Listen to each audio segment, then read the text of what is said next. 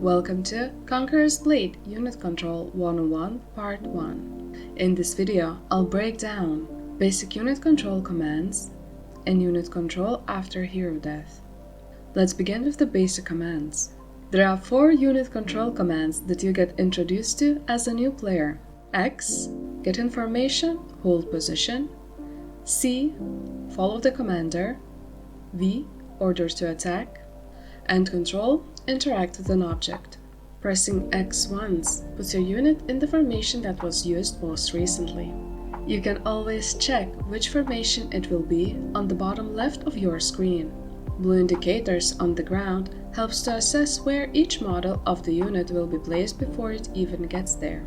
Double X rotates the formation if the unit has more than one. When controlling your unit, you have to be mindful of how often you spam your X button to keep your unit in the desired formation. There are people who prefer to use F1, F2, F3 to achieve desired formation results, but personally I favor X due to its convenient placement on the keyboard. Holding X allows you to adjust formation more dynamically. You can hold X and move unit position around the desired spot easily. It is very useful when you are trying to control cavalry charge, infantry engage, reposition your ranged from afar, pull your unit away from the fight, and so on. Additionally, you can rotate formation by pressing A to rotate left or pressing D to rotate right. By default, if you scroll mouse wheel while holding X, it will cycle through unit formations. Different types of units will display different behaviors towards enemies when put in formation.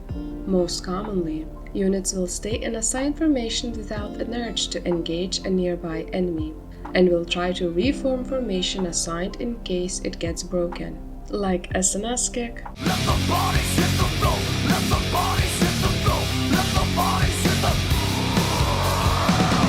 cannon blast or model loss, with a few exceptions. For example, Iron Reapers, while wielding sword, will aggro any unit that gets too close and will try to beat it up. Another exception is tower shield units. When put in formation, tower shield units will stay in that formation. It doesn't matter what you will put in front of them. Friend, foe, cheese, Playboy magazine.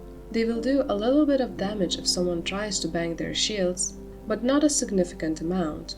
Small exception is Myrmidons, who will try to shove away nearby enemies with their shields.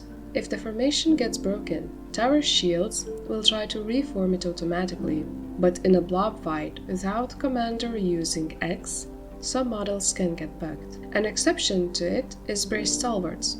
When formation is broken, they will stay put in the spot they got pushed to.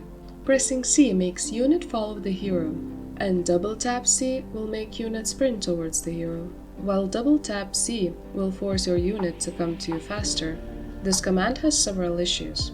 Firstly, if you are strictly using CC to move your unit around without ever Xing it, some models can get stuck or choose weird pathing while on it, especially shield and cavalry units. If that happens, just X your unit and help them find a way.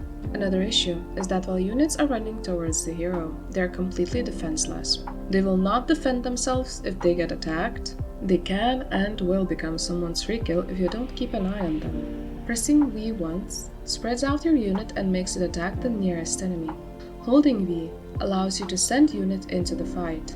It is a slower way to get your unit into the battle than double tap C, but if your unit gets attacked while moving, unlike under follow command, they will defend themselves. Especially useful if you are engaging ranged units with your shield units, as your units will move forward with their shields raised, blocking some of the incoming arrows. It might not look like much, but at the grand scheme of battlefield, even a single blocked arrow can sometimes make a difference. Or when pushing with ranged units, archers will start shooting as soon as they get in range, and will continue inching forward with the front line as space opens up. You can hold Ctrl and it will highlight certain objects on the map that units can interact with. Examples include climbing the ladder, pushing battering ram, moving siege tower, going to supply. Commanding a unit in this way works similarly to C follow the commander. Unit will run without trying to protect itself, so make sure you're choosing a safe destination. Let's move on to unit control after hero death. So, we all have been here. Your hero dies and your unit is left at the mercy of whoever it might concern. You are no longer able to X your unit or use its abilities, but you are not without options to try and save it. Here are the commands that can be used after body hits the floor. B. Retreat. V. Attack. C. Follow.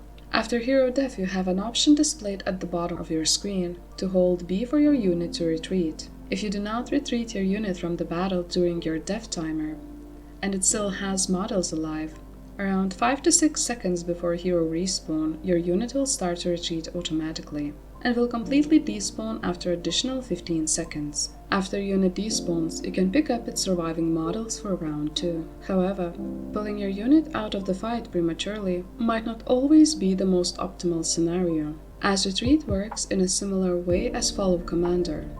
Unit will try to run away without concern for its own life, and the AI is known for taking the worst path possible.